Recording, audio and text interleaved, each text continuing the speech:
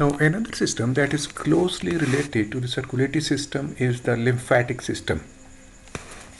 This lymphatic system is actually an accessory route or additional route through which excess fluid and proteins and any matter that has been filtered from the circulation through the capillaries that will be returned back to the circulatory system.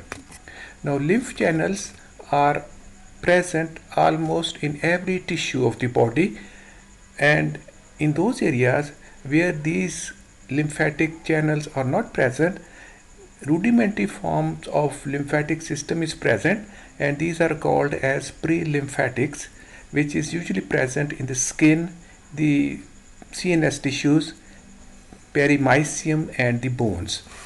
Now, from the lower limb and from the left side of the head and the left arm and part of the left chest, the lymphatic system from these areas eventually drain into the thoracic duct, and this will then enter into the venous side of the circulation.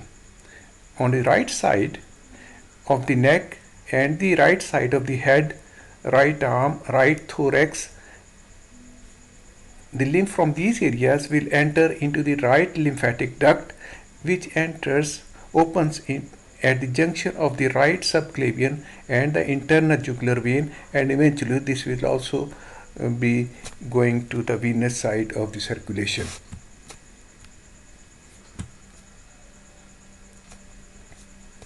Now, this is the picture of the lymphatic system in the body.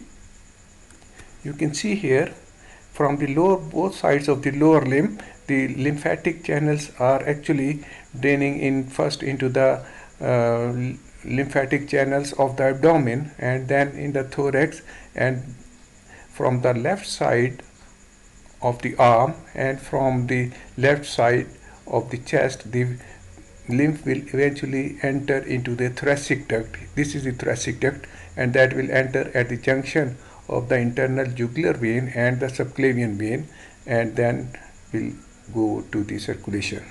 And from the right side, right arm and the right side of the head and right neck and right chest, the lymphatic fluid will enter into through the right lymphatic duct at the junction of the right internal jugular vein and the right subclavian vein. Now, about 10% of the filtered fluid that has been formed in the interstitial space, that will enter into the lymphatic capillaries, and totally it is about 2 to 3 liters per day.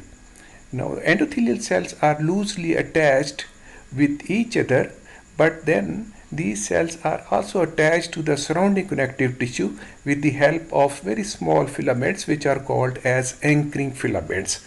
These help to anchor the endothelial cells of the lymphatic capillaries to the surrounding tissues. Now, minute valves or very microscopic valves are formed because of the overhanging of the cells over each other, where the cells will form junction with the adjacent cells, and this will help to maintain to actually help to absorb the fluid from the interstitial space into the lymphatic channels. In addition to these, valves are also present in the lumen of the larger lymphatic capillaries, and these valves will help to protrude or to push the fluid into the lumen of the channels. Now, this is the diagram of the lymphatic capillaries. You can see these are the anchoring filaments here and here, which are helping to anchor the endothelial cells to the adjoining tissues, and then they are overlapping in such a way that a space is formed in between these adjacent endothelial cells, and through these spaces the fluid which has been collected in the interstitial space will enter into the lymphatic capillaries.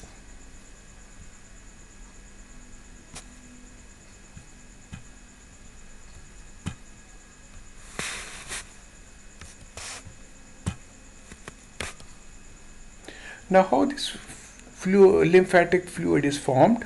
This fluid, as we have already learned, is formed by the interstitial fluid that has been filtered through the capillaries into the interstitial space. Its composition is almost the same as that of the interstitial space because it is nothing but the interstitial fluid. Now, in general tissues, the concentration of proteins in the lymphatic fluid is 2 grams per deciliter, whereas in the intestinal lymphatic channels, the concentration of fluid is 4 grams per deciliter, and in the liver, it is even much greater, it is 6 grams per deciliter. Now, interstitial lymph has got a higher concentration of fats because in the intestinal fluid the fat is absorbed into the lymphatics, so that is why the fat contents of the intestinal lymph is very high. Now, similarly, the microbes that happen to enter into the interstitial space due to any cut or some other injury, they will also enter into the lymphatic channels, and they will pass through the lymph nodes that are present at various places in the course of the lymphatic channels, and these are the areas, lymph nodes, where these microbes are trapped there and then removed and destroyed by the macrophages present in the lymph nodes. Now, overall, about 100 ml of lymphatic fluid flows into the thoracic duct in 1 hour, and about 2 ml of the lymphatic fluid flows in other ducts, and so the total is about 120 ml per hour, which comes out to be about 2 to 3 liters per day in a normal person. Now, what are the factors that are involved in the formation of fluid? One is the interstitial fluid pressure. Normally, this pressure is minus 6 millimeter of mercury. Interstitial fluid pressure is in a negative range. It is minus 6 millimeter of mercury. And if this pressure goes higher and it is increased to about 0 millimeter of mercury, then the formation of fluid will be increased to about 20 times normal. Now, this interstitial fluid pressure is formation of fluid is increased whenever there is high capillary hydrostatic pressure. That means whenever the capillary pressure is more, then there is more filtration of fluid, so consequently there will be more lymph formation, and so the lymph flow will also increase. Then secondly, whenever there is a decreased plasma colloid osmotic pressure, that means whenever the concentration of plasma proteins decreases due to some reason, maybe due to some liver injury or due to some kidney problems, then what happens is that the plasma colloid osmotic pressure decreases, so that will cause more formation of lymph or interstitial fluid. Then increased interstitial colloid osmotic pressure, that is whenever the colloid osmotic pressure is increased in the interstitial space, that is whenever there is more filtration of fluid into the interstitial space, that will cause more or higher interstitial colloid osmotic pressure, and that will attract more water molecules, so there will be more formation of interstitial fluid. Fourth factor is the increased capillary permeability. So whenever there is increased capillary permeability, maybe due to some inflammatory reaction, that will also cause an increased filtration of fluid and so more formation of lymph. At 1 to 2 millimeter of mercury pressure, lymphatics are also compressed from outside, so flow becomes static, which is called as maximum lymph flow rate.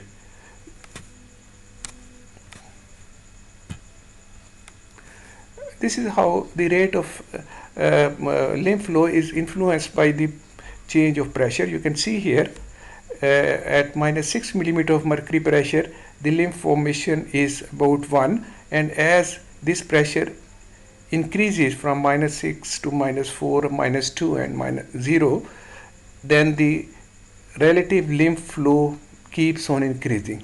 But a stage will come, you will at 2 millimeter of mercury pressure, when the rate of formation of fluid, lymph fluid, further will become will remain constant because of the compression of the lymph vessel from outside. Second factor is the lymphatic pump. Now, smooth muscles of the large lymphatic vessels contract whenever they are stretched, and this stretching will push the fluid through the channels, and this fluid flow will be aided by the presence of valves which are present in the lumen of these lymphatic vessels. Another factor is the external compression. Lymph vessels can also be compressed from outside. For example, whenever there is contraction of skeletal muscles during exercise, or there is movement of body parts, or whenever there is pulsation of the arteries which is lying close to a lymphatic channel, or respiratory movements, or massaging, or tight stockings, all these factors will be compressing the lymphatic channels from outside, so that will result in more formation or more flow of fluid through the lymphatic channels. Now, lymphatic capillary pump. Now, more interstitial fluid will cause the tissues to swell up, and this will cause the anchoring filaments to pull the capillary endothelial cells apart, so they will this process will open up the pores present in the adjacent cells of the endothelium of the lymphatic channels. So now these open pores will allow more fluid to enter into the capillaries, and then fluid endothelial cells also contain, some of the endothelial cells, especially the bigger ones, also contain an actin myosin contractile machinery, and this machinery will also be contracting in response to more fluid inside the lumen, so that will also cause, this is also called as the lymphatic capillary pump. The another factor is the suction of the negative pressure in the veins and the lungs during inspiration. You know, during inspiration there is negative pressure in the thoracic cavity, and the terminal parts of the thoracic duct and the right lymphatic duct, since they are present in that thoracic cavity, so a negative pressure will be created in these areas, so that will be having a suction effect or sucking effect on the in lymph vessels, so that will also help the flow of fluid through the lymphatic channels. So this is how you can see interstitial fluid entering through the capillaries, through the adjacent endothelial cells, and the valves are also present inside the lumen. This valve is open here and this valve is closed. So this presence of these valves also helps for the movement of fluid through the lymphatic channels. Now, the functions of the lymphatic system is that it provides an accessory route for fluid overflow mechanisms for absorption. That means whatever the fluid that could not be absorbed from the venous side of the capillaries, that will be carried away by these lymphatic channels. So this will also help the protein concentration in these tissues to be kept at a constant value of about 2 grams per deciliter in general tissues, whereas in the liver its concentration will be kept at 6 grams per deciliter, and in the intestines it will be kept at 4 grams per deciliter. So if these proteins are not removed properly by the lymphatic channels, then that will increase the colloid osmotic pressure, so that will result in edema formation. Secondly, this lymphatic system also helps to maintain the volume of the interstitial fluid at a constant value. That means the fluid is not allowed to be accumulated in the interstitial space, so that will help the maintenance of the volume in the interstitial space. Third is that it helps in the maintenance of the interstitial fluid pressure, because excess fluid is drained by the increased rate of flow, so the interstitial fluid pressure is not allowed to be increased by the functioning of this lymphatic system.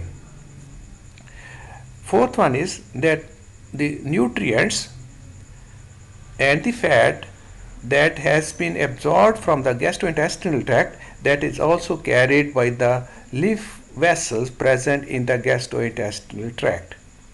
Fifth one is that any pathogen that happens to enter into the body, that will be carried away through the lymphatic channels into the lymph nodes present in different areas of the body, and then here these lymph nodes will form antibodies against these pathogens, and that will help in the destruction of these pathogens.